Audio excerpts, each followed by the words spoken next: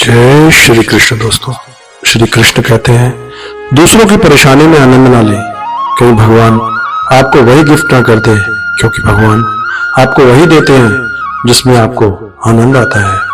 जब से लोग मोबाइल के इतने करीब हो गए हैं, एक दूसरे को समय देने में उतने ही करीब हो गए हैं। कांटों का चुभन तो कुछ वक्त का होता है और बातों का चुभना जिंदगी भर का होता है। ऐसे बनो कि लोग आपके आने का इंतजार करें, जाने का नहीं। इंसान कितना भी अमीर क्यों ना हो जाए, तकलीफ बेच नहीं सकता और सुकून खरीद नहीं सकता। नफरत करके क्यों बढ़ाते हुए अहमियत किसी की, माफ करके शर्मिंदा करने का तरीका भी तो बुरा नहीं। तमाशा बन गई है जिंदगी, कुछ कहें तो भी बुरे और कुछ ना कहें तो भी बुरे।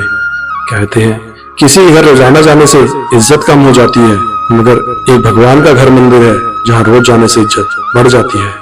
वक्त अच्छा हो या बुरा गुजर ही जाता है, लेकिन बातें और लोग हमेशा याद रहते हैं। उन्हें छोड़ देना ही उचित है जो आपका होने का मूल्य ही ना जानते हो। बोलकर सोचने से बेहतर है सोच कर बोलना। घमंड और अहंकार की वजह से इंसान खुद ही अपने रिश्तों को बिगाड़ लेता है। खुद पर बीते तो सच लगता है और दूसरों पर बीते तो ड्रामा लगता है।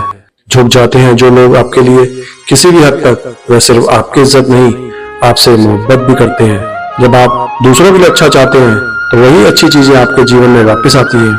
यही प्रकृति का नियम है। बहुत ही आसान है जमीन पर मकान बना लेना, दिलों में जगह बनाने में जिंदगी गुजर जाती है। जो रिश्ते दिलों में पला करते हैं वही चला करते हैं, वरना आंखों को पसंद आने वाले तो रोज बदला करते हैं। यह बात दिमाग में बिठा लो, जिंदगी हो तो निंदा भी होगी, क्योंकि तारीफें तो मरने के बाद हुआ करती हैं। ज्यादा अपनापन दिखाने वाले लोग एक दिन बता देते हैं कि वह पराये हैं। बीते कल का अफसोस और आने वाले कल की चिंता दो ऐसे चोर हैं जो हमारे आज की खूबसूरती को चुरा लेते हैं। जिनसे कोई उम्मीद नहीं होती, अक्सर वही लोग बुरे वक्त में हमारा साथ निभा जाते हैं। कभी कभी लंगड़े घोड़े पर भी दांव लगाना ज्यादा सही होता है, क्योंकि दर्द जब जुनून बन जाए तब मंजिल बहुत नजदीक लगने लगती है। दूसरों को अपने बारे में सफाइयां लेकर अपना वक्त खराब ना करें, क्योंकि लोग उतना ही समझते हैं जितना उनकी औकात होती है। छुपे छुपे से रहते हैं, सरेआम नहीं हुआ करते कुछ रिश्ते, बस एहसास के हुआ करते हैं, उनके नाम नहीं हुआ करते। दौड़ती भागती दुनिया का यही तोहफा है, खूब लुटाते रहे अपनापन फिर भी लोग खफा हैं। दुनिया के चार स्थान कभी नहीं भरते, समुद्र, शमशान, तृष्णा का घड़ा और मनुष्य का मन। अपने आप पर विश्वास, समय पर एतबार और मेहनत पर भरोसा जिंदा रखिए, आपके सपने सच हो जाएंगे। अनुभव वह कंघी है जो जीवन में उस समय हाथ आती है जब बाल झड़ चुके होते हैं। तुम्हारे पास भी कम नहीं, मेरे पास भी बहुत है, ये परेशानी आजकल फुर्सत में बहुत है। जब आप जीवन में सफल होते हैं तब आपके दोस्तों को पता चलता है कि आप कौन हैं। पत्थर नहीं हूं मैं, मुझ में भी नमी है, दर्द बयान नहीं करता, बस इतनी सी कमी है। मान और सम्मान की लड़ाई में कभी अकेले रह जाओ तो रह लेना, पर किसी के सामने खुद को टूटने मत देना। खुद का सम्मान करोगे तभी दूसरों से मान पाओगे। प्रसिद्धि एक आंधी की तरह है, जो लोग प्रसिद्धि पाकर हवा में उड़ने लगते हैं उन्हें प्रसिद्धि अपने साथ उड़ा कर ले जाती है। यदि तुम चाहते हो कि दूसरे तुम्हारी प्रशंसा करें तो पहले तुम दूसरों की प्रशंसा करना सीखो। मेरी माँ आज भी अनपढ़ ही है, रोटी एक मांगता हूँ और वह दो लाकर देती है। वह ना कागज रखता है न किताब रखता है, फिर भी वह सारी दुनिया का हिसाब रखता है। जो लोग सिर्फ आपको काम के वक्त याद करते हैं उन लोगों के काम जरूर आओ, क्योंकि वे अंधेरे में रोशनी ढूंढते हैं और वह रोशनी आप हो। लोग पत्थर भी उसी पेड़ पर मारते हैं जो फलों से लदा होता है। कभी देखा है किसी को सूखे पेड़ पर पत्थर मारते हुए? जिंदगी में कुछ ऐसे लोग भी मिलते हैं जिन्हें हम पा नहीं सकते, सिर्फ चाह सकते हैं। परमात्मा की कारीगरी तो देखिए कितनी अजीब है, हम सभी को बनाकर खुद गायब हो गया। दोस्तों, अगर मेरी बातें आपको पसंद आ रही हो तो प्लीज लाइक और सब्सक्राइब जरूर कीजिएगा। आइए आपको एक कहानी सुनाता हूँ। एक लड़का जिसका नाम चंदन था, वह वृंदावन की ब्रजभूमि में रहता था। अपने माँ बाप का इकलौता बेटा था। दिन भर वह ब्रिज की रज में लुट-पुट होता रहता, अपनी सखाओं के साथ अटखेलियां करता रहता। सारा दिन अपने सखाओं के साथ गैया चराने जाता। शाम होने पर यमुना जी में स्नान करके वापस घर आता।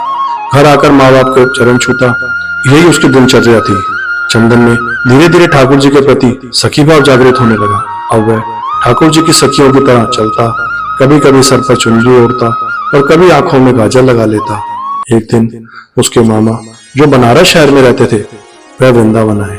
जब उन्होंने चंदन को सखी भाव में देखा तो हैरान होकर चंदन की मां से बोले कि चंदन तो तेरा इकलौता बेटा है, इसको थोड़ा पढ़ा लिखा लो ताकि वह कि काबिल बन सके। चंदन के माता पिता मामा की बात सुनकर सोचने लगे कि हाँ, कह तो यह सही रहे हैं। उन्होंने चंदन को उसके मामा के साथ शहर पढ़ने के लिए भेज दिया।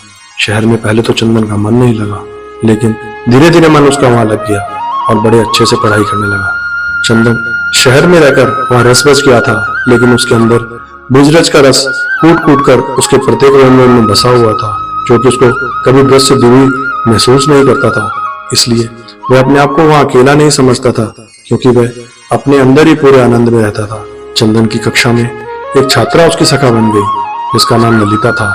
ललिता, जिसके माता पिता का बचपन में ही स्वर्गवास हो चुका था, वे अपनी नाना नानी के साथ रहती थी। वह बहुत ही सीधी सादी लड़की थी।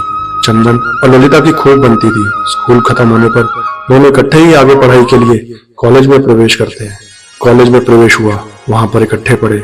चंदन की पढ़ाई अब खत्म हो चुकी थी। वह अपने घर वृंदावन धाम जाने के लिए तैयार हुआ तो उसने ललिता को कहा, क्या तुम मेरे साथ वृंदावन धाम चलोगी? तो ललिता ने अपने नाना नानी की आज्ञा लेकर चंदन के साथ जाने का मन बना लिया। अब चंदन मामा जी से विदा लेकर विषधाम पहुंच गया तो वृंदावन में कदम रखते ही चंदन के हाव भाव बदल गए। वह तो एकदम से सखी भाव में आ गया। उसकी चाल नर से नारी जैसी हो गई। वह अपने कवर में हाथ रखकर चलने लगा। अचानक से उसकी चाल में आए परिवर्तन को देखकर ललिता हैरान होकर उसको देखती रह गई, लेकिन वह बोली कुछ नहीं। अब चंदन अपने घर पहुंच चुका था। घर जाकर उसने अपने माता पिता के चरण छुए और ललिता के बारे में उनको बताया। ललिता के सुंदर और सादगी को देखकर चंदन के माता पिता भी बहुत प्रसन्न हुए। काफी दिन हो चुके थे ललिता को वृंदावन आए हुए, तो जब उसने चंदन से जाने की आज्ञा मांगी तो चंदन ने अचानक से उसको कहा कि क्या तुम मेरी जीवन संगिनी बनोगी? अचानक से यह सुनकर ललिता घबरा गई और लज्जित सी हो गई। उसने मुस्कुराकर हाँ में हामी भर दी। अब उनकी शादी बड़ी धूमधाम से संपन्न हो गई, लेकिन ललिता को कभी कभी चंदन का व्यवहार अजीब सा लगता था। चंदन कभी कभी अपनी आंखों में काजल लगाकर, सर पर चुनरी ओढ़कर, कमर पर हाथ रखकर ना जाने कौन सा नृत्य करता रहता और किसी को रिझाता रहता। ललिता को यह बात समझ नहीं आती। एक दिन उसने पूछा कि आप कभी कभी ऐसा रूप क्यों धारण कर लेते हो? तो चंदन मुस्कुराकर उसकी तरफ देखने लगा। मैं कुछ निश्चय किया और कहा कि प्रिय, तुम सुबह तैयार हो जाना, मुझे तुम्हें कहीं पर लेकर जाना है। ललिता को कुछ समझ नहीं आया, लेकिन पति की आज्ञा का मानकर वह जल्दी सुबह उठकर तैयार हो गई। चंदन उसको बनारस धाम ले गया और किशोरी जी के निज महल में जाकर उसने अपने पांव में घुंघरू बांधकर, आंखों में काजल लगाकर, कमर पर चुंदरी बांधकर नृत्य करना शुरू कर दिया। और ललिता उसको देखकर हैरान सी हो गई कि अचानक से चंदन को क्या हो गया। वह तो बस अपनी धुन में किशोरी जी के आगे नृत्य करता जा रहा था। उसका नृत्य इतना मंत्रमुग्ध करने वाला था कि वहां पर आए सभी भक्तजन ठिठक कर उसके नृत्य का आनंद ले रहे थे। बाहर से कभी कभी पवन का एक झोंका आकर चंदन के नृत्य का आनंद ले जाता और कभी कभी सूरज की किरणें अंदर आकर चंदन के पैरों में बजते नुपुर से निकली राधे राधे की ध्वनि को सुनकर आनंदित हो जाती। जब चंदन थोड़ा शांत हुआ तो उसने ललिता को बताया कि यह हमारी लाडली सरकार है, इनको नमन करो। ललिता को तब भी कुछ समझ न आया। वे अभी भी असमंजस में थी।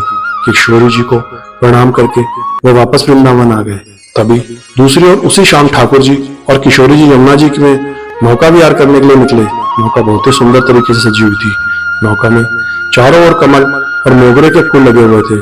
नौका में ठाकुर जी और किशोरी जी आमने सामने बैठकर एक दूसरे के रूप रस का पान कर रहे थे और उनके पीछे बैठी एक सखी हाथ में पतवार लिए नौका को चला रही थी। तभी अचानक से सखी के हाथ से पतवार छूटकर यमुना में चली गई और वो घबरा सी गई और घबराहट के कारण वे अपने पैरों के नखों से नौका की भूमि को कुरेदने लगी। तभी अचानक से ठाकुर जी का ध्यान पीछे बैठी सखी पर पड़ा और बोले, अरे सखी, इतनी घबराई हुई क्यों हो?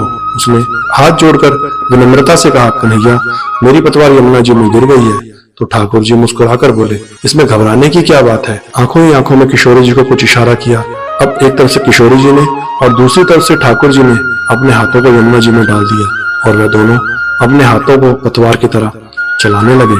झुकने के कारण किशोरी जी के सर पर ओढ़ी चुनरी यमुना जी में भीग रही थी और उधर दूसरी तरफ ठाकुर जी के गले में पड़ा पीताम्बर यमुना जी में भीग रहा था। हाथों पर पीताम्बर और चुनरी पर लगा इत्र यमुना जी में घुल मिल गया था। ठाकुर जी किशोरी जी ने अपने हाथों से उस नाव को किनारे लगाया अगले दिन ललित की सास और ससुर चंदन के मामा के यहाँ कुछ काम से चले गए। अब घर में ललिता और चंदन अकेले थे। चंदन सुबह सुबह ही अपने काम पर चला गया और ललिता हाथ में मटकी को लेकर यमुना जी से जल भर कर ले आई। आज घर में कोई नहीं था, इसलिए जब ललिता ने जल को थोड़ा सा पिया तो उसमें इतनी सुंदर इत्र की खुशबू को महसूस करके वह बहुत प्रसन्नता से भर गई। धीरे धीरे उसने उस मटकी में से काफी जल पी लिया और जब थोड़ा सा जल शेष बचा था तो उसका ध्यान मटकी में पड़ा तो वह क्या देखती है कि नौका में बैठकर विहार करते किशोरी जी और लाला जी नजर आ रहे थे। ललिता घबराकर दीवार के सहारे टेक लगाकर खड़ी हो गई। उसको कुछ समझ नहीं आ रहा था। मटकी से पिया हुआ जल धीरे धीरे अब उसके पूरे शरीर में फैल गया। उसकी आंखों में ना जाने कैसे अश्रुधारा बहने लगी। इतने में चंदन बाहर से आया और अपनी पत्नी की ऐसे दिशा देखकर उसने पूछा, प्रिय क्या हुआ? ललिता के मुख से कुछ भी नहीं निकल रहा था, परंतु उसके होठ कुछ कहने के लिए फड़फड़ा रहे थे। सांस जोर जोर से चल रही थी, आंखों की पलकें हिल भी नहीं रही थी। चंदन ने जब उसको झिझोड़ कर बार बार पूछा तो उसने इशारे से मटकी की तरफ इशारा किया। चंदन ने जब मटकी की तरफ देखा तो उसको भी मटकी में ठाकुर जी और किशोरी जी की नौका विहार की छवि दिखाई दी और वह झूम झूम कर नाचने लगा। ललिता को पकड़कर उसने खींचकर जोर से अपने अंग में भींच लिया और कहने लगा, अरे प्रिय, आज तुझे ब्रिज ने स्वीकार कर लिया है, आज तुझे मेरे श्याम जी ने स्वीकार कर लिया है। ललिता कुछ समझ नहीं पा रही थी और चंदन की तरफ देखे जा रही थी। तो चंदन ने उसको समझाते हुए कहा कि तुम्हारे कोई पुण्य कर्म थे जो तुझे ब्रिज में कदम रखने का सौभाग्य प्राप्त हुआ, लेकिन ब्रिज में कदम रखकर तुम्हें सुख प्राप्त हो रहा था, लेकिन उस सुख को आनंद में बदलने के लिए तुझे किशोरी जी की आज्ञा की प्राप्ति जरूरी थी। इसलिए मैं तुझे बरसाना धाम लेके आता ताकि तुझे भी वहां पर किशोरी जी का आशीर्वाद प्राप्त हो। यह उनकी ही कृपा प्राप्ति है जो आज तुझे ठाकुर जी और किशोरी जी के नौका विहार के दर्शन इस मटकी में प्राप्त हुए हैं, क्योंकि आज तुझे ठाकुर जी किशोरी जी ने अपना लिया है। जो यमुना जी का जल धीरे धीरे उसके शरीर में प्रवेश हुआ था, वह ठाकुर जी और किशोरी जी की कृपा की छलने से उसके पाप नीचे बैठ गए थे और अब उसके पुण्य कर्म ऊपर थे। इसलिए ललिता को इस आनंद की प्राप्ति हो चुकी थी। ब्रिज में तो हर कोई आता जाता रहता है और उसको सुख की प्राप्ति होती रहती है, लेकिन ठाकुर जी की कृपा हो उसको सुख के साथ साथ ठाकुर जी के आनंद की भी प्राप्ति होती है। इसलिए हमें ठाकुर जी के मीठे आनंद को अपने रोम रोम में प्रवेश करके उस आनंद से प्रति प्रेम की मृत तृष्णा को इतना बढ़ाएं, कृपा से सरोवर हो सके। जय श्री कृष्ण। राधे राधे।